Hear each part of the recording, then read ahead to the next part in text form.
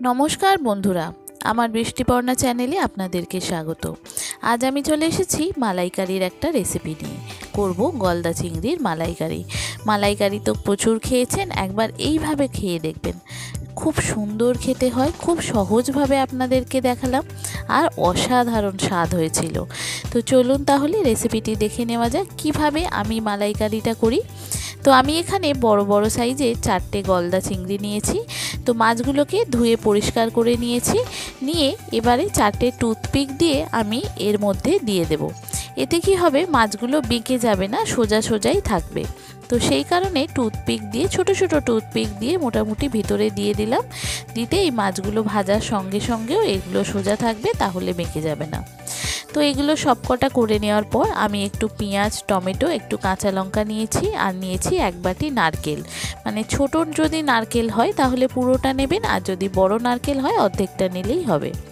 তো এই নারকেলটাকে আমি আজকে আর কুড়িনি, আজকে আমি নারকেলটাকে ছোট ছোট টুকরো করে নিয়েছি। এবার একটা মিক্সির জারেতে নারকেলটাকে মিহি করে পেস্ট করে নেব। নিয়ে প্রথমে যে দুধটা বেরোবে, ভালো করে হাত দিয়ে চিপে চিপে প্রথমে দুধটা আগে রেখে দেব। দিয়ে তারপরে এটাকে আবার মিক্সির জারেতে দিয়ে অল্প জল দিয়ে নেওয়ার পর এবারে যে দুধটা বেরোবে সেই দুধটা আলাদা রাখবো। এই প্রথমের দুধটা আলাদা রাখবো, আবার যে দুধটা বেরোবে এটা আবার মিক্সির জারে দিয়ে দেব, দিয়ে আবার একটু জল দেব। এতে কি হবে, এতে আবার একটু দুধ বেরোবে, নারকেলের দুধ। তো সেই দুধটা আবার একটু আলাদা রাখবো।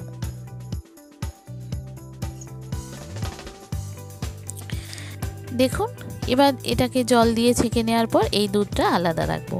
তো এইভাবে আমি দু রকমভাবে দুধ বের করে নিয়েছিলাম। একটা দুধ খুব ঘন, প্রথমে দুধটা হচ্ছে খুব ঘন, আর যে শেষের দুধটা সেটা একটু পাতলা। তো এই দুই রকম দুধই আমার লাগবে। তো প্রথমে একটা ফ্রাইং প্যানেতে প্রথমে জিরে, গরম মশলা, তেজপাতা আগে ফোড়ন দেব। তো ফোড়নটা থেকে খুব সুন্দর যখন গন্ধ বেরোবে তখন পরিমাণ মতো তেল দিয়ে আগে ফোড়নগুলো দিয়ে দেব। ফোড়ন থেকে যখন সুন্দর গন্ধ বেরোবে তখন কি করব, আমি এই যে পেঁয়াজ, টমেটো কেটে নিয়েছিলাম, পেঁয়াজ, টমেটো, কাঁচা লঙ্কা সেগুলো দিয়ে দেব। পেঁয়াজ, টমেটো, কাঁচা লঙ্কাটা খুব ভালো করে আমাকে নেড়ে নেড়ে ভাজতে হবে। প্রয়োজন পড়লে আপনি ঢাকা দিয়ে ভাজতে পারেন, তাহলে কিন্তু এটা তাড়াতাড়ি পেঁয়াজটা গলে যাবে।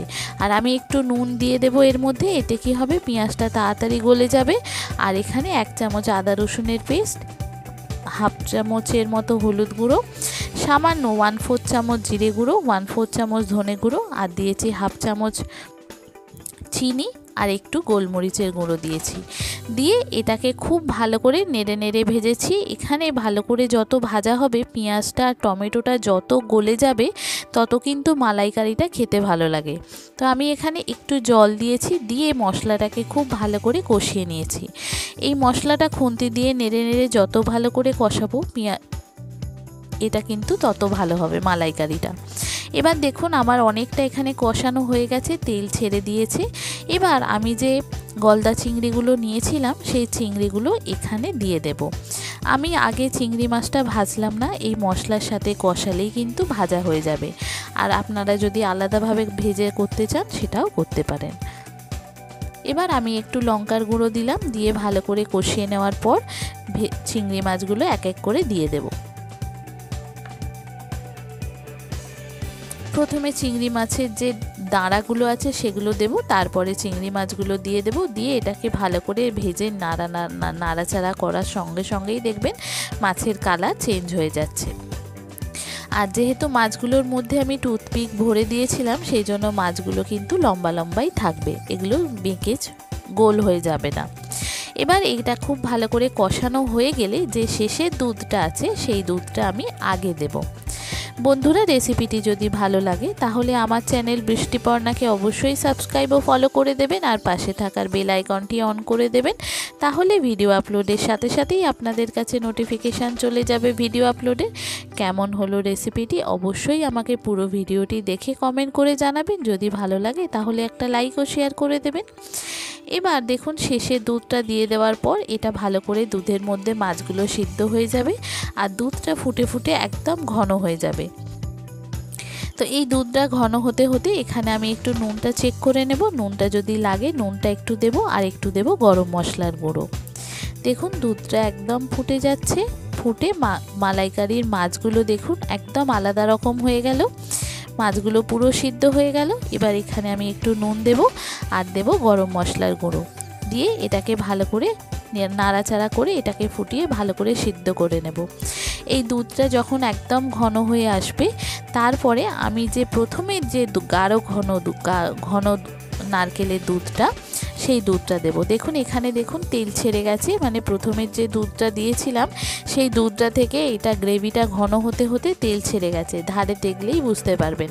এবার প্রথমে যে ঘন দুধটা নারকেলের, তো সেই দুধটা এবার দেব, দিয়ে এটা ভালো করে একটু মাখো মাখো হবে, তারপরে এটা নামাবো। দেখেছেন কত সুন্দর দেখতে হয়েছে, খেতে অসাধারণ স্বাদ হয়েছিল এইভাবে চিংড়ি মাছের মালাইকারি। এই দেখুন কত সুন্দর দেখতে হয়েছে। নুন ঝালটা আমি একটু চেক করেই নিয়েছি, এটা একদম ঠিকঠাক আছে। এবার এটা নামিয়ে নেব, গ্রেভিটা আর ঘন করব না। এই দেখুন কত সুন্দর দেখতে লাগছে, খেতে অসাধারণ স্বাদ হয়েছিল। আগে না খেয়ে থাকলে এইভাবে একবার ট্রাই করবেন বন্ধুরা, কথা দিচ্ছি খুব ভালো লাগবে।